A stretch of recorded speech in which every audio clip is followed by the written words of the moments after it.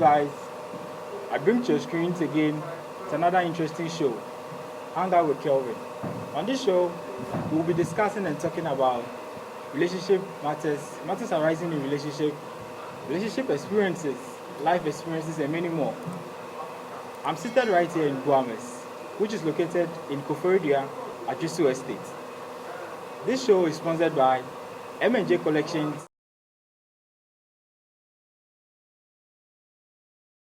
Nabaks and Herbs,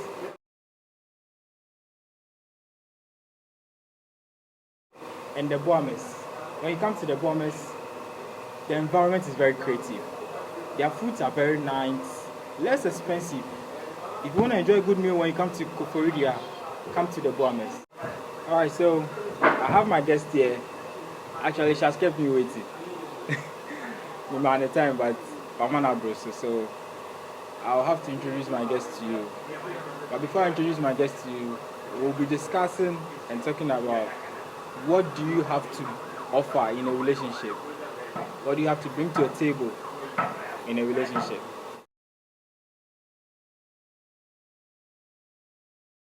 Let me welcome my guest. Hello. Hi, Your name, please. Charity. Charity Obusua Ejabin. Charity. Obusua Ejabin. Okay. Charity, what do you do? Charity is a student and an entrepreneur. Entrepreneur. Yes, and what then? I sell a lot of things. You sell a lot of things. Yes, I Like sell what? a lot of things. I sell wigs. You sell wigs. Yes. Okay. I do pro mixing. I do a whole lot of things that will You earn do me what? money. Pro mixing. Pro mixing. Yes. Alright, so if you have to ask, maybe you meet a guy and the guy asks you, what you are bringing to the table, what will be your response or how are you going to take it? Is it really wrong to even ask that question? Honestly, when it comes to two individuals starting something up, it's very paramount to ask what the other person is bringing on the table. Okay. It gives you a heads up on what to expect and then what you are getting yourself into. So when it comes to a relationship, it's so normal to know what the other is bringing on the table. And as a lady, I'm a lady, so I'll talk on behalf of all ladies. Alright. When it comes to what you are bringing on the table, I believe that the best thing you can bring on the table, either in marriage relationship, is peace. To be your man's peace. Yes. There are some ladies who are so toxic to the extent that they nag and any pretty little thing, they tend to bring an argument out of it. And it's not healthy for a relationship. So be his peace, and then it takes two to tango. So it has to be a give and take affair. It shouldn't be one-sided. Actually, sorry, but the reason a guy would ask is, before you even came into existence, we used to hear, the guy is supposed to provide. The guy is supposed to provide. That is why now the boys are looking for money. Like, the boys are really... They want to be. Yes, you see, they are also looking for someone who's going to also support. I understand. So, to be his peace, and then to be able to take care of yourself financially, that is the best thing you can offer on the table. Because if you are financially stable, financially sound, it means you won't be going about begging your guy for money all the time. Fine, if he chooses to give it to you out of his own free will, that's perfect. But then, it doesn't mean you should like impose everything on him. You should be a burden on him. He has to do it himself. Okay. So if you're financially sound, be able to pay your own bills, get a work doing, I think that's the best thing you can offer in a relationship. Because that way, financially, you both will be okay. And then everything will be one-sided. Sure. But is it so necessary to ask that question when you should meet someone or when you start a relationship with someone? Is it so necessary to ask? It's necessary. It's necessary. Why do you think? I mean, some people would want to know what they are getting themselves into. Others too will just go like, okay, let's start it. Whatever happens, happens. You understand? But then, like I said, it's it's important, it's imperative to know what you are getting yourself into, what to look out for in the relationship, so that you don't end up getting into something and then later you end up regretting or anything. You understand? I understand. But you know, girls girls would ask so many questions. For instance, if I should meet you Yes. and maybe I'm not working, are you going to accept me? Or maybe like I don't have any income, are you going to accept me? When I propose love to you, are you going to accept it? Dennis, okay, let's be honest here. When it comes to not doing something, I believe it can be classified into two. You not wanting to do something at all, or you wanting to do something and the resources are not available. Okay, there are people who have potentials, people who are willing to do things, people are willing to do things for themselves, but then due to one way or the other, or certain resources or funds that are unavailable at the moment, they tend to they tend to not get the avenue to do whatever they want to. But there's people who are naturally lazy. Okay, people who are naturally lazy. They don't want to do anything for themselves. Some guys even rely on their ladies for support financially, which is a bad thing. It's not bad as in bad, but putting your bed and everything on him is not healthy. So going in for someone who is unemployed in a relationship, I believe you should go in for someone who is willing to do something for himself, even though he does not have the fund, but then he's willing to do that.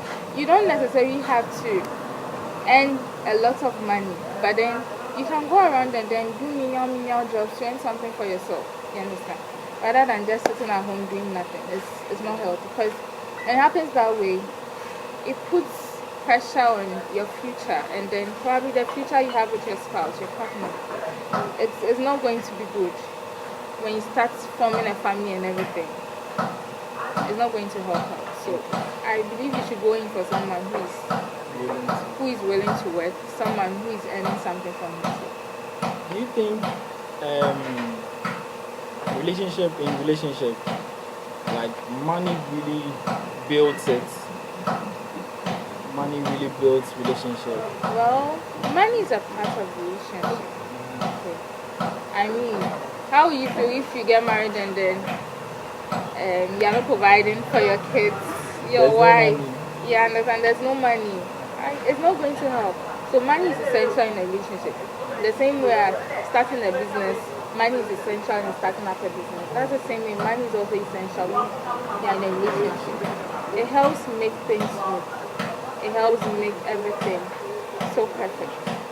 Because anything you do in a relationship, you will need money as a fund. So For sure. it's very important to have money in a relationship. Yeah. So for me like this, I would ask you if I should meet you, I'll ask you because I've met a lot of people and all what they could say or all they could expect is what I can give to them. In a relationship? Yeah, what I can give to them in a relationship. Come on. So It's like I said, it shouldn't be one-sided that one person will be at the receiving end all the time. One person shouldn't be at the receiving end all the time. It takes two to tango. So you shouldn't enter into a relationship because of certain benefits you want to achieve or certain things you would want to extort from your partner. Both of you have to merge. You have to bring your resources together to make it solid. You it's sure, understand? it's sure. Yes. But most girls don't think like that. So it makes the guys do anything illegal for money they are into. Yes. I mean, some girls do hook up and other things. We're talking about the guys because they'll be like, "Sika yeshishe." It's just because of a woman. Yes. Some do a lot of things, I know. So that is why of late, when you should meet someone, mostly the guys will ask you, "What are you also doing?" If you're not doing anything in returning to what he's also going to bring to the relationship, he doesn't want you. Yeah. I mean, you have a point. Because no one wants someone who is going to be a burden, like Yeah, I said. for sure, for sure. I would not come in for you and then you be a burden on me. I have to provide everything. Even provide to the extent that even their mom the moms of the girlfriend, they provide for them. Yeah. You understand? I have a friend whose mom. Like, come on, does that. it's not supposed to be that way. That's why I was saying that when you start a relationship, it's very paramount to ask and then know what you are getting yourself into. You should know what the other person is bringing on the table. You shouldn't just enter into a relationship because the other person is beautiful or what the other person has got. You should enter because you know this is a potential person. This is a person who is full of potentials, willing to do something for himself or herself. And then you just make it work. You understand?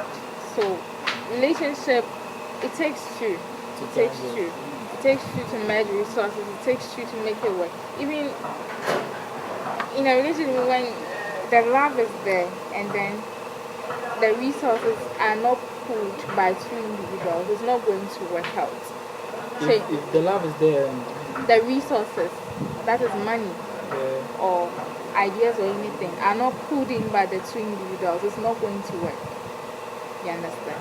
So these are menial things that makes a relationship just as it should be. You can't have a perfect relationship, but when you work it out, everything is going to be fine.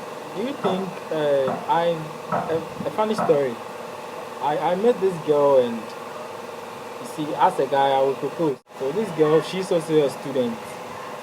She's always trying to be like, I have to offer something to her. So I asked her, would she want to do something for herself as well? She was like, no. Why no? A guy is supposed to provide. And it's the same imagine. These are the kind of ladies you should avoid. Wow. They are toxic people. You should tell my viewers. These are the kind of ladies you should avoid. They are toxic people. They are blood-sucking vampires. They just come in to suck your money and nothing. They don't have anything to offer. So if you are going out with a lady and then, or you are at the talking stage with a lady and then she just goes like, I just want you to provide everything for me. I want to live a soft life. You should run. You should flee. Wow. You should flee because it won't help. From today, if you see me out there, you should flee. I'll run Honestly, away. you should flee because she can't be the only one benefiting from the relationship. That's true. It should be a take and give. Sometimes you go out and then, okay, let me also pay for the bills. It's nice. I'm waiting It's for nice. that opportunity where my partner will settle a bill when we go out. Yes, it's nice when the other person is also paying for the bills, when the other person is also being productive and efficient. Like I said, it shouldn't be one-sided.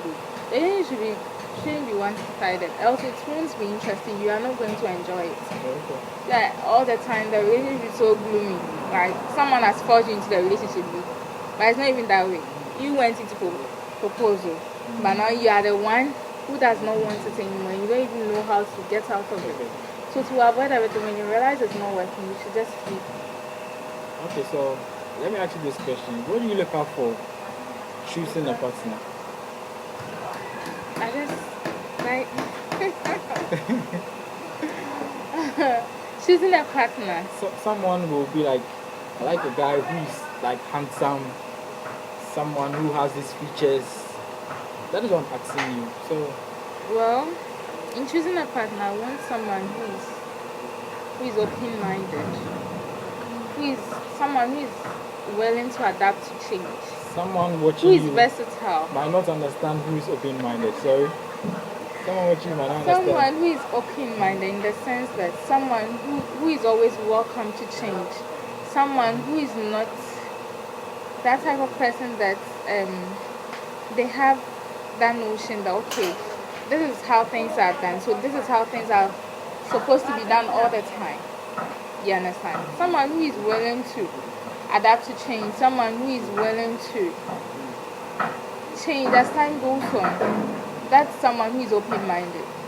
He just takes things so slow, like okay, I want to wear this dress. Oh, that's fine. If you want to wear it, I don't have an issue. But someone will go like, don't wear this dress. Who do you make How better way? Come go someone. No, we don't want that type of person. We want someone who is open-minded, someone who can correct you in a yes, way. in a way. But then at the same time, that person is versatile and then he knows what he wants. And I want someone who is full of potential. someone who is willing to do something for himself. Like, Charlie, you should do something for yourself. You understand? And I want someone who's matured, and then not someone who will be discussing football with me or Why? playing video games. Come on. Why? But that is what maybe that is You what should- you that is should- another side you of should- fun for him. Come on, we have hobbies, and then we have people who are full of potential. So- At your hobby time, or when at your recreational time, you can do those things. But then don't be with me and be talking about football. Like, So come on. what are you expecting him to be talking to when We should talk about something essential. Because I Always. mean, if you are business minded like I do, we should talk about things that will bring money. Things that will bring money. all the time? Not all the time. Like, come But on. then okay, then it's your Not all the time, but someone who is willing to talk about something that is matured, like something like, let's see what the stock exchange market, what's going on, or what do you think about this particular business? You think when you invest your money into this, it's going to yield effort or it's going to yield results, something like that, but not someone who will see. Chelsea money much okay. We don't want that. We don't want that. So we just need someone who is mature. Alright, so the show is getting interesting. Yeah, can't say but I have one last question for you. How do you notice a green light or a red light in a relationship? I noticed the red lights first. Why do you notice? Is it like when you meet someone, your expectation is only bibina who say No, it's not like you have to meet my expectation, because you can't meet every expectation I want. sure. So in a relationship, I look out for, or when we are at the talking stage, I look out for the red lights more, because the red lights will urge you to go ahead and then give him the green light. But if there's a red flag written all over him, I don't think you would want to proceed with someone who has got red lights written all over him. Would you? No. So someone who is oppressive, someone who wants to tell you to do things his way, someone who wants everything to be done the way he wants it to be, and someone who is inclined when it comes to thinking. We don't want that person, okay? So I look out for the red flags. I don't want someone who will come and give me pressure, unnecessary pressure, someone who will come and stress me. I don't want someone who will be oppressive. Do this, nah, don't go there. I told you not to go out with your friends, you went. You don't want that type of But sometimes you need to listen. Maybe you don't know why. Well, listen, there's something called space, okay? You need to give your partner space. When you're in a relationship with someone, you have to know that, okay, she's my woman, I'm going out with her. But it doesn't mean she's my property. She's not your property to be controlled. Meaning, if you have a land somewhere, you go and control your land. You understand? So you just have to let her know that, okay, I don't like you being in the company of this, that. But then don't go and then go like, I want things to be done my way. No, that's totally wrong. So if you're a lady out there and then your guy is doing that to you, flee, run. You said if you're a lady, what? Out there, and then your guy is the oppressive type, your guy is the forceful type, your guy is the type that is always telling you to do things his way. He's not ready to listen to anything you say. Even during an argument, he's very abusive, verbally abusive, and then even abusive. You shouldn't stay in that relationship. It means that relationship is going to be toxic, and it won't yield any results. So you just have to quit it and then move on with each other. Alright.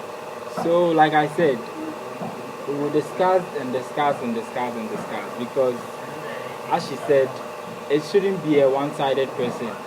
It should be a two-sided person in a relationship. It takes two to Tango. good. So if it takes two to tango, then this beautiful outfit that I'm wearing, this beautiful outfit that I'm putting on, is from M&J Collections. So if you want some, I'll put their numbers and their handles on the screen, so you contact them. But as she said, she's an entrepreneur. She sells wigs and other things. So I'll let her advertise herself and Maybe we'll put a contact out there so that if you need anything, if you're a lady watching and you need anything, the guys also, you can buy for your ladies, your wives and your girlfriends, your sisters as well. So I'll allow her to sell a little or tell us a little about what she done. Okay, so like I said, I'm an entrepreneur. I deal in weeds, and then I deal in creams, lotions, body, anything that relates to the body. That's what I do. And then my Instagram handle is everything girly.